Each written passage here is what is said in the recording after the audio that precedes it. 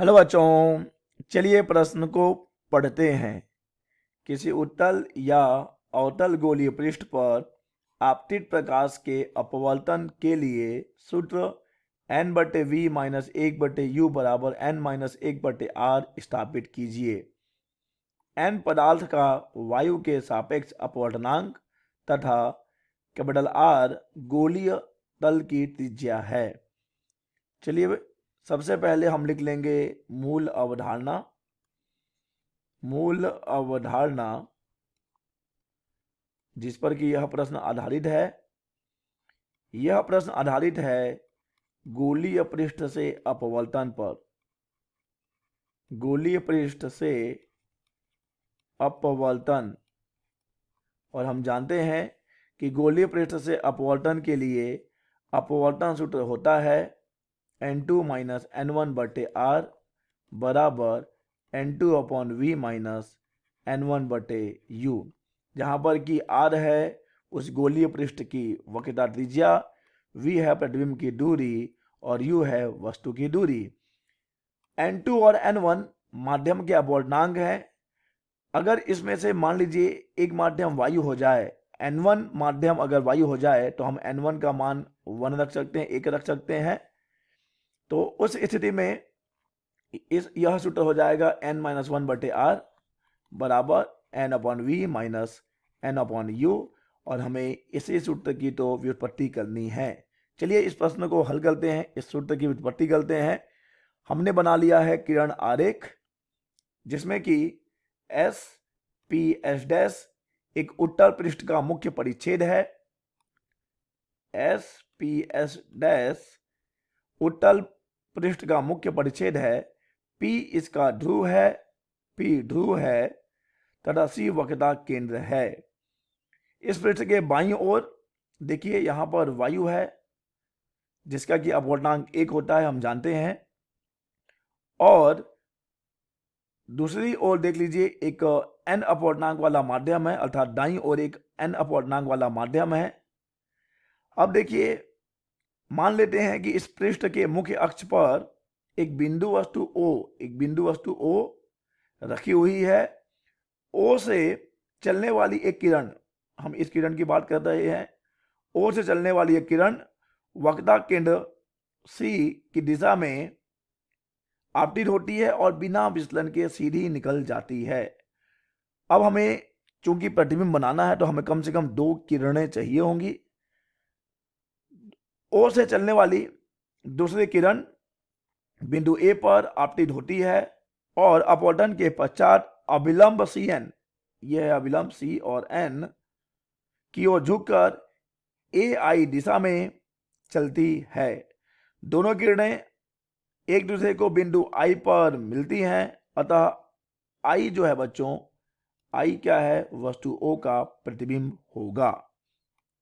यहां पर आपतन कोण कहां पर है देख लीजिए, यहां पर आपतन कोण है कोण OAN। इस वाले कोण को बच्चों हम कह रहे हैं आपतन कोण। यह आपतन कोण है जिसे हम I से दिखाएंगे।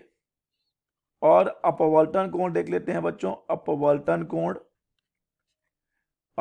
कोण कहां पे है देख लीजिए, अपवर्तन कोण है ये कोण, ये बच्चों है अपवर्तन कोण, अर्थात कोण IAC हो जाएगा हमारा स्मॉल r। चलिए अब लगा देते हैं स्नेल का नियम, क्योंकि अपवर्तन है तो स्नेल का नियम भी है।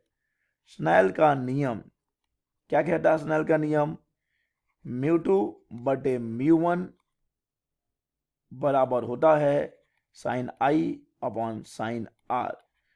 चूंकि बच्चों देखिए यहां पर हमारा एक माध्यम जो है वायु है और एक जो माध्यम हमने लिया है उसका अपवर्तनांक n है वायु के सापेक्ष। तो बच्चों यहां पर किसी भी माध्यम का अपवर्तनांक वायु के सापेक्ष उसका निरपेक्ष अपवर्तनांक होता है। तो यहां पर μ2/μ1 की जगह पर हम फिलहाल बस n लिख सकते हैं। तो n बराबर हो जाएगा sin I/sin r। बच्चों इसे आप μ2 और μ1 न लिख के आप चाहें तो n2/n1 भी लिख सकते हैं।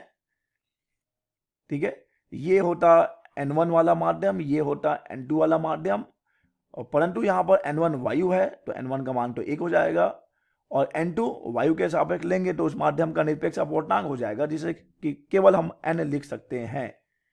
तो यहां से हम देखेंगे तो हमें मिलेगा बच्चों, हमें मिल रहा है N गुणा साइन R बराबर साइन आई। इसे हम दे रहे हैं समीकरण नंबर 1। देने से पहले एक काम कर ले बच्चों, क्योंकि हम जानते हैं कि कोण आई और जो आर है, आई और आर के मान बहुत ही कम होते हैं। आई और आर का मान क्या है बच्चों? आई और आर का मान बहुत ही कम होते हैं। आई और आर का मान बहुत ही कम होते हैं। इसलिए हम क्या कर सकते हैं, साइन आई के जगह पे बस हम आई लिख सकते हैं, और साइन आर के जगह पे हम आर लिख सकते हैं। तब देखिए यह क्या हो जाएगा हमारा, ये जो दिख रहा है ये हो जाएगा एन आर बराबर आई, और ये होगा हमारा समीकरण नंबर 1। अब देखिए यहां पर आपतित किरण, अपवर्तित किरण और अभिलंब मुख्य, इसकी दिशा की जरूरत नहीं है, ये हमारा अभिलंब है, ये जो दिख रहा है एनसी अभिलंब है। देखिए बच्चों, ये क्रमशः अल्फा, बीटा और थीटा कोण बना रहे हैं मुख्य अक्ष के साथ। तो देखिए यहां पर हम पहले बात कर रहे हैं त्रिभुज, थोड़ी सी रेखा गणित करेंगे, थोड़ी सी ज्योमेट्री के साथ खेलेंगे हम लोग। त्रिभुज एओसी की बात करते हैं। त्रिभुज एओसी में आप देख पाएंगे कि बहिष्कोण कौन सा है, देखिए ढूंढ लीजिए कहां पर है बहिष्कोण। त्रिभुज एओसी का बहिष्कोण ये बच्चों त्रिभुज एओसी ये हो जाएगा त्रिभुज एओसी। इसका बहिष्कोण हो जाएगा आई, बहिष्कोण आई हो जाएगा। और हम जानते हैं कि बहिष्कोण अर्थात बाह्य कोण सुदूर अंतः कोणों के योग के बराबर होता है। तो ये अल्फा और थीटा के योग के बराबर हो जाएगा। इसी प्रकार अगर हम बात करें त्रिभुज AIC में, तो यहां पर देखिए बहिष्कोण कौन सा है, यहां पर भी लगा दीजिए बहिष्कोण। बच्चों यहां पर बहिष्कोण है थीटा, आप देख सकते हैं। हम बात करते हैं ए, आई और सी की, ये देखिए ये है हमारा AIC। तो यहां पे बहिष्कोण है हमारा थीटा, ये बहिष्कोण यानी बाह्य कोण। थीटा बराबर हो जाएगा आर प्लस बीटा, और यहां से हमें आर बराबर मिल रहा होगा थीटा माइनस बीटा। चलिए अब अगर हम इन मानों को रख देते हैं, कहां पर रखें बच्चों, हम इन मानों को रख देंगे यहां पर एन आर बराबर आई में रख देंगे। एन आर बराबर आई में आर और आई के मान हम रख सकते हैं। तो आर का मान हमें मिला है थीटा माइनस बीटा, और आई का मान मिला है अल्फा प्लस थीटा। तो हम मानों को यहां पर रखेंगे तो देखिए क्या हो जाएगा, ये यहां पर हम मान रखने वाले हैं। तो एन है, आर का मान कितना है, देखिए एन आर का मान है थीटा माइनस बीटा, और आई का मान है बच्चों अल्फा प्लस थीटा। और ये हम समीकरण नंबर 2 दे देते हैं इसको। चलिए अब हम क्या करने वाले हैं, हम इस बिंदु ए से मुख्य अक्ष पर AM अभिलंब खींच रहे हैं।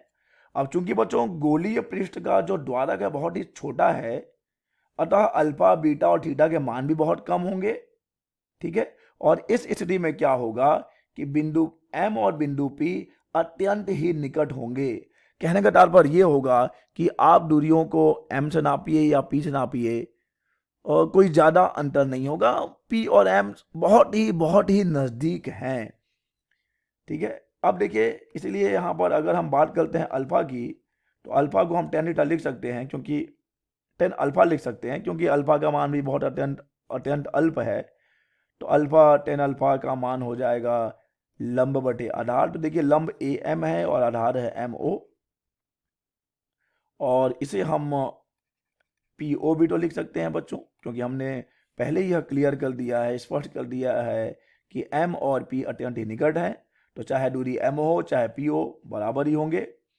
इसी प्रकार हम बीटा को लिख सकते हैं टेन बीटा, और टेन बीटा का मान हो जाएगा AM बटे MI, जो कि लगभग बराबर हो जाएगा AM बटे पी आई के। चलिए अब बात कर लेते हैं थीटा की। तो थीटा लगभग बराबर हो जाएगा टेन थीटा के, और टेन थीटा बराबर हो जाएगा ए एम बटा एम सी, जो कि बराबर हो जाएगा ए एम बटा पी सी के। चलिए इन मानों को हम रख देंगे यहाँ पर, यानी कि समीकरण नंबर 2 में। जब हम इन मानों को समीकरण 2 में रखेंगे बच्चों, तो देखिए पहले तो हमें समीकरण 2 को लिख लेना होगा। समीकरण 2 है हमारे पास एन थीटा माइनस बीटा बराबर, यहाँ पर है देखिए अल्फा प्लस थीटा। चलिए अब मान रखते हैं। एन थीटा का मान है बच्चों P A M upon P C, theta का मान है ए एम बटे पी सी, माइनस बीटा का मान देख लीजिए, बीटा का मान है ए एम बटे पी आई, ए एम बटे पी आई, और ये बराबर है अल्फा प्लस थीटा का। तो अल्फा का मान है ए एम बटे पी ओ, अल्फा का मान है ए एम बटे पी ओ, और ये प्लस हो जाएगा ए एम बटे पी सी के। तो हम देख सकते हैं कि यहां से A M A M A M A M cut जाएगा, तो हमारे पास मिलेगा एन बटे पी सी माइनस एन बटे पी आई, और ये बराबर हो जाएगा 1/PO प्लस 1/PC के। इस PC वाले पद को हम एक साथ कर लेते हैं बच्चों। तो यहाँ पर n/PC minus 1/PC 1/PO 1/PO, और ये माइनस इधर आके प्लस हो जाएगा 1/PI। चलिए चिन्ह परिपाटी अब हम लगा देंगे। चिन्ह परिपाटी के अनुसार देखिए कौन सी दूरी क्या है। यहाँ पर हम देख सकते हैं कि PC होगी वक्रता त्रिज्या, जो कि धनात्मक ली जाएगी क्योंकि यह आपतित किरण की दिशा में है। इस PC की बात हो रही है, यह वक्रता त्रिज्या है। और अगर हम बात करें PO की, तो यह होगी वस्तु की दूरी, जो ऋणात्मक ली जाएगी क्योंकि यह आपतित किरण की विपरीत दिशा में होगी। और यहाँ अगर हम बात करें PI की, तो यह हो जाएगी प्रतिबिंब की दूरी, जो कि धनात्मक ली जाएगी क्योंकि यह आपतित किरण की दिशा में है। तो जब हम इन मानों को यहाँ रखेंगे, तो ये हो जाएगा n/PC का मान n/r माइनस 1/r बराबर 1/PO, यानी कि माइनस u 1/v। ठीक है बच्चों। तो यहाँ से देखिए हमसे एक गलती हुई है। यहाँ पर n/PI है, तो जब इधर आएगा तो बच्चों n अपने साथ लेकर आएगा, n/PI ये होगा n/v हो जाएगा। फिर तो चलिए इसे जमा लें। तो जमाने पे हमें मिल रहा है n माइनस 1/r बराबर n/v माइनस 1/u, और बच्चों हमें यही स्थापित करना था। ठीक है बच्चों, आशा करते हैं आपको यह प्रश्न समझ आया होगा। धन्यवाद।